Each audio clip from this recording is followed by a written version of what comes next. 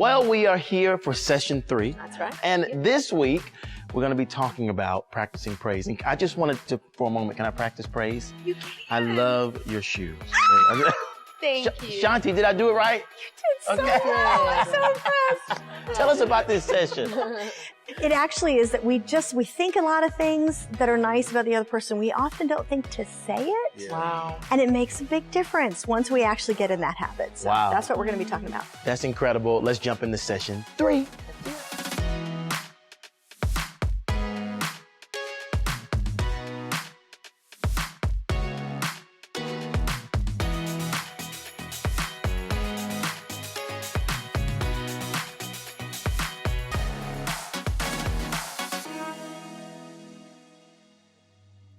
So this session is called Practice the Praise. Practice the praise. This idea that we should practice praising our spouse. Now, to the veteran couple in the room, okay?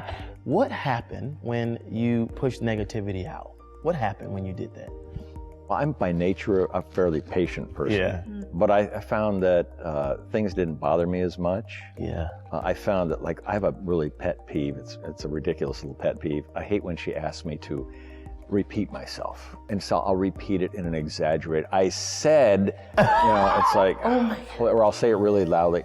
But I found myself doing less of that and not worrying so much about the fact that she couldn't hear me the first time, because you know what? Maybe she couldn't hear me the first time. And that's all it was. What about you? What was it like for you? Yeah, it was exponential, because the minute we started, I'm not kidding, it was almost to the minute we started this challenge, all of a sudden, I just felt a little lighter.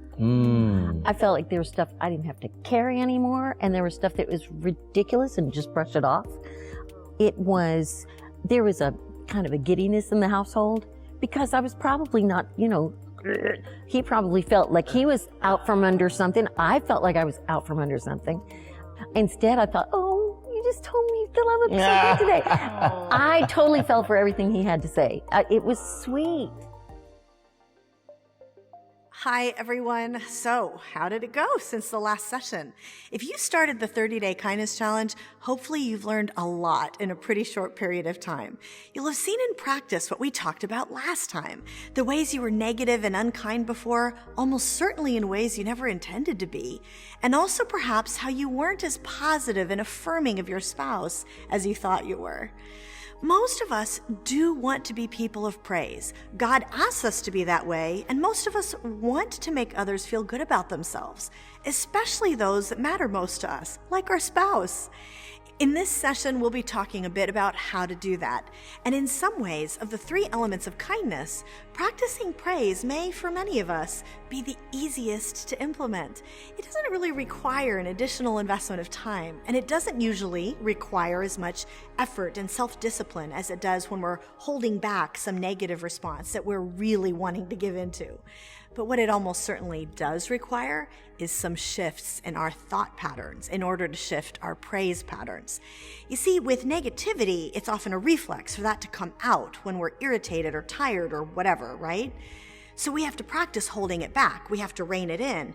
And it can be hard because that criticism or that exasperation or that excessive sarcasm just wants to come out, right? Praise is the opposite. There are so many ways that we subconsciously hold praise in, and instead we need to practice getting it out. We often feel those nice things about the other person, we simply don't say it often enough, or perhaps don't say it the way the other person needs. Why is that? Well, each one of us has different things holding us back, and we may never really have thought about some of them before. We have to identify those obstacles in order to overcome them and become the people of praise we want to be. That's hopefully what you began to identify if you read the praise chapter in the Kindness Challenge before this session. And as you start this process, you'll see how incredibly powerful affirmation is. If kindness is a superpower, then praise truly is the power behind the power. Here's the question I want you to think about.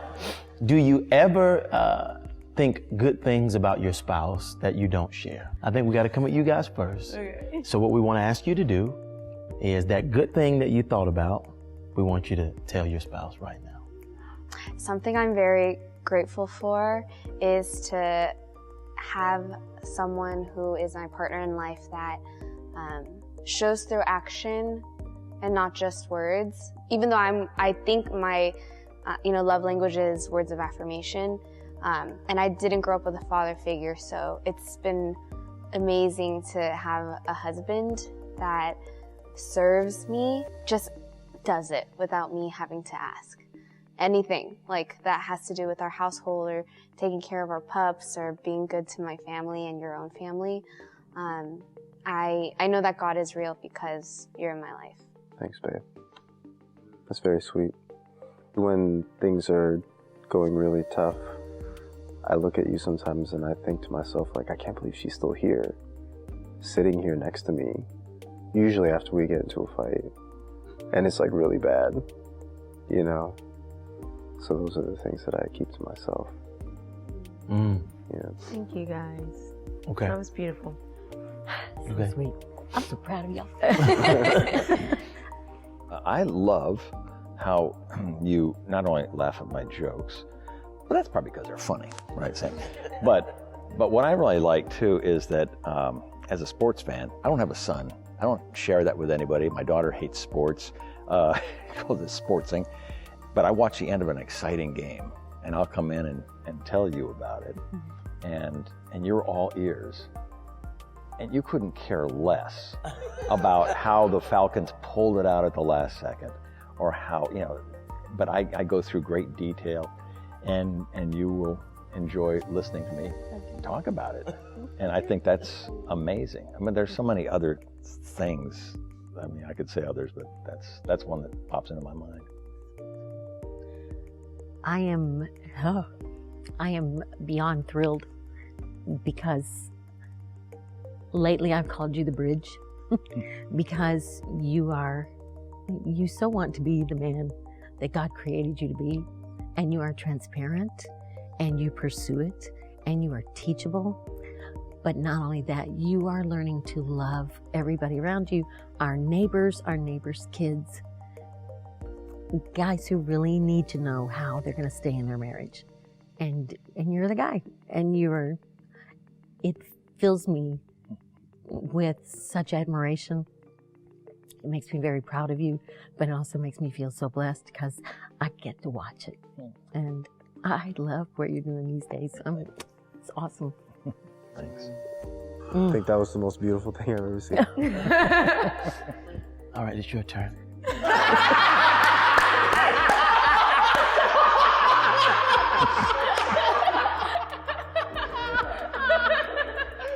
Let me go. I'll go first. You have to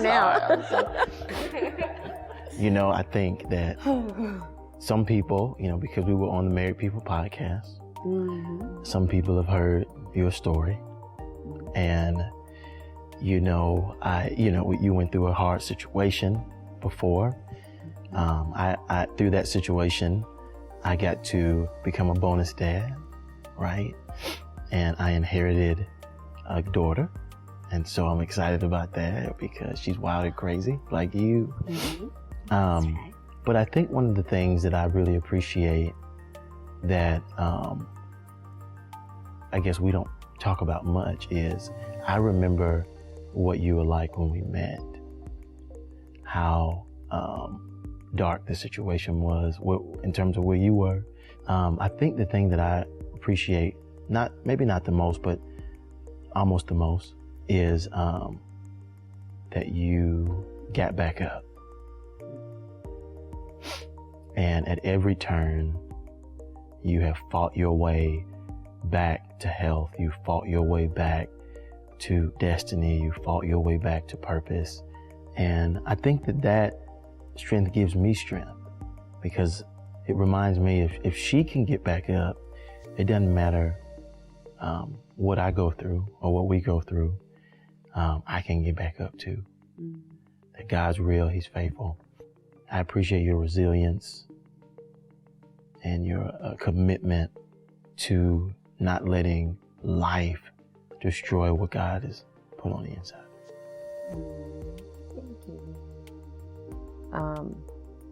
One of the things that I grew up seeing that was probably the only ounce of light that I really had from my childhood was seeing my parents give to people. Like, if there's one thing that I could probably ever remember, and just like on the Married People podcast, I talked about this, my parents were always big givers. And it really helped me to kind of like hold on to hope growing up. But when I left my parents' house and I went on my own at 16, I didn't see that in people anymore.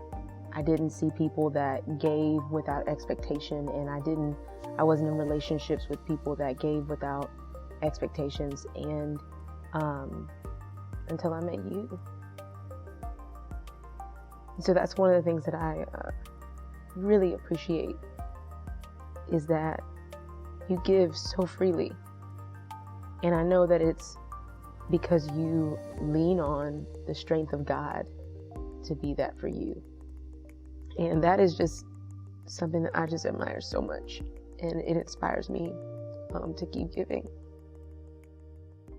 Everyone is touched by sincere, genuine affirmation and appreciation. Everyone loves that sort of encouragement, whether it's telling your husband thank you for something or telling your wife she's beautiful. Now, when things have become difficult in a relationship, it can be easy to hold back a bit, or maybe even think that praise might not be appropriate given everything that's happened. Don't hold back. As long as it is sincere and appropriate to the situation, affirmation will usually be very well received, because each one of us are subconsciously longing for it. In the book, we identified 10 reasons we don't tend to give the sort of praise our spouse is probably hoping for. And we don't have time to cover all of them, but here are 3. And if we overcome these, it will help get praise out in a way that will make your marriage so much better.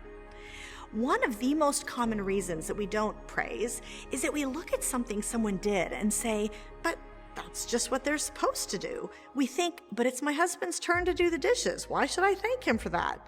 Or why should I spend the emotional energy remembering to tell my wife she's so good with the kids when she's with them every day? We both know she is. I had so many people tell me, I shouldn't have to do that. Well, maybe you shouldn't have to, but it makes a big difference if you do. Sincere praise is especially powerful when things have been a bit contentious in your marriage, because your spouse might have sort of a wall up with you. And one of the miraculous ways kindness works is that it just melts through walls. For example, let's say your husband has a difficult situation at his hourly job and hasn't been working as many hours as you want him to. Finances are really tight and you're really not happy about that. So he's used to you expressing disappointment about his work hours, or you thinking he isn't working hard enough, or you getting frustrated that you have to add more hours to make up for his. So by now, he's got a bit of a wall up. Maybe he's defensive or resentful or angry. Now, suppose that you see something good that he does, and because you're trying to be purposeful about expressing praise, you say, hey, thanks for being so patient and sticking in there with the kids when they were squabbling with each other instead of getting angry and leaving it to me. I really appreciate that. Your sincere, real, specific affirmation melts straight through those walls and touches him whether he wants to let you in or not. That is the power of praise. Another common reason we don't praise is that we simply don't notice or really grasp the good things that are worthy of appreciation or affirmation. It is so easy, especially if a relationship has gotten difficult, to get more and more irritated by the negative things and miss the positive entirely. One of my favorite verses in the Bible comes after Paul has just told the Christians in the ancient city of Philippi to rejoice even amidst hard things, like he was in prison at the time. How do you rejoice in a prison? How do you rejoice in a difficult marriage? God gives us the prescription just a few verses later in Philippians 4:8. Whatever is true, whatever is noble, whatever is right, whatever is pure, whatever is lovely, whatever is admirable, if anything is excellent or praiseworthy, think about such things. Begin to focus on those things that are worthy of praise rather than what's worthy of driving you crazy, and suddenly you'll notice the good a lot more. Last year at an event, I talked to one woman who is in a challenging marriage. I'll call her Angie. Angie told me, I'll do the 30-day kindness challenge, but finding something each day to praise in my husband is going to be hard. So many things are just bugging me these days. She showed me a little notebook and she said, so whenever I see something good, I'll write it down and bank it. That way, if I see 2 good things on a certain day, I can use one of them the next day. I caught up with Angie 2 weeks later and she said, you won't believe this. Things are so much better. She said that it wasn't until she started trying to bank the good things in her notebook that she realized how many amazing things she'd been completely blind to about her husband, how many positive things she'd really just been ignoring. She said on day 1, she noticed 2 positive things, that he had mowed the lawn and that he'd held the door open for her as they walked into church. She told him she appreciated him holding the door and she was going to save the lawn for day 2. But then on day 2, she noticed 4 things. By day 3, she'd written down 11 things, and it never slowed down. Suddenly, she was seeing so much to praise each day that the positives in her mind started outweighing the negatives. She realized she just wasn't as irritated and bothered anymore. She automatically began to see the upsides, and it became a habit to talk about those rather than the things that used to bother her. The final reason for not giving praise that we're going to cover in this session is that our spouse's way of doing something may not be our way of doing something. Angie told me that every time her husband washed the dishes, she would get frustrated at the fact that he was putting in the dishes all wrong, and she would come along behind him and redo it, and then got resentful that she was having to redo everything. And during the challenge, she realized it's not that my way is right and his way is wrong, it's just that we're different and we value different things. As another example, one husband told me how upset he would get with his wife when she would ask their sensitive 10-year-old son, "How are you doing, Connor?" whenever he injured himself in sports. He knew boys needed to get a measure of toughness, and he was worried about his son fitting in. Then he realized his wife had seen that sports were important to make their son a bit tougher, and yet he was on the verge of quitting everything. Their son needed that sense that someone cared in order to shake it off, get back in the game, and keep going. It made a big difference once he started looking for the good in her approach and telling her that he valued it, even if he might push back on it now and then. So those are just a few things that hold us back from giving praise. And of course, they'll be different for different people. So if you haven't already done so, take a look at the list in chapter 8 of the book and identify which might apply to you. Because becoming someone who is truly a person of praise will make your marriage and life in general a whole lot more enjoyable. How do you guys feel? Everybody okay? The question that Shanti is leading us to is, how does it make us feel when we praise our spouse? And how does it make us feel when our spouse praises us? Jennifer's love language, she receives love through words of affirmation. So I definitely see a difference when I encourage her and when I give her praise. And I give and receive love through acts of service. So that's one aspect of our marriage that I see that we clash sometimes. She tells me that I'm doing a great job, and I'm like, make me a sandwich instead. And then, it would mean so much that much more to me if I could see it rather than hear it.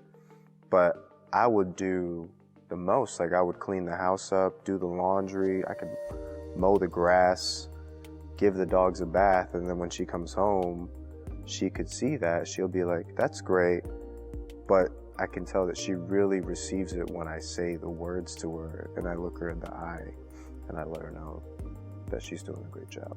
And I think it's easy for people to say nice things to you at a surface level. Yeah. Because they see you on your best behavior.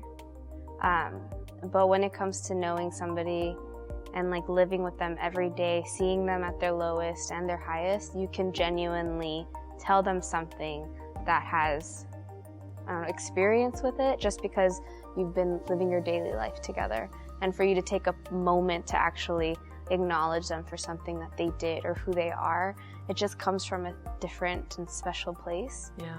And even when I think about growing up with my mom, it's so easy for me to just be like, yeah, you're my mom, you're supposed to be good to me. But to actually say, no, thank you for being good to me. And that's how we should be with our spouse as well. Oh, that's so good.